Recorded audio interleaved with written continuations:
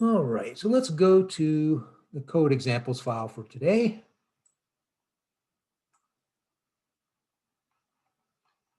So you can find this in today's module, day3examples.mlx. Now, if you're going to run through it with me, you have to notice that the first thing it's going to do is run the day 2 examples from last time.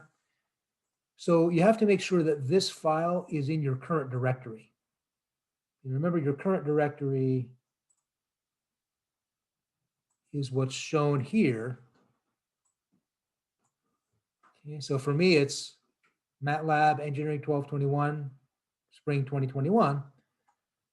So when I try to run this, that's where it's going to look. Now, that actually turns out there are other places it looks as well, but that's the first place it looks. So if that wasn't my current directory, let me just make something else my current directory.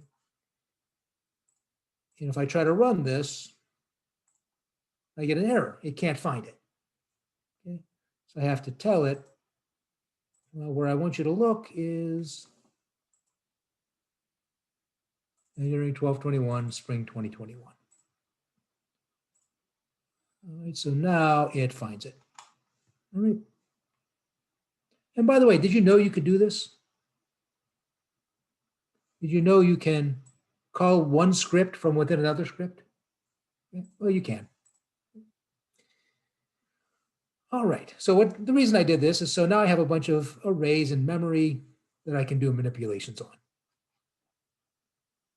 All right, so what can you do in terms of doing calculations on arrays? Well, the first one is just combining it with a scalar in some way, like multiplying it. And so that just scales the whole array. So what I'm doing here, creating, let me make that a little bigger. A little too big. So I'm creating an array of ones. It's going to be a 4x4 matrix. And I'm just multiplying it by 5. So that'll multiply the whole array by 5. So now I get a matrix of 5s. Or you can add or subtract. So if I generate a matrix of 1s and then add 1 to it, I get a matrix of 2s. And of course, it works the same way with subtraction or division. Okay, it applies that operation to every element of the array.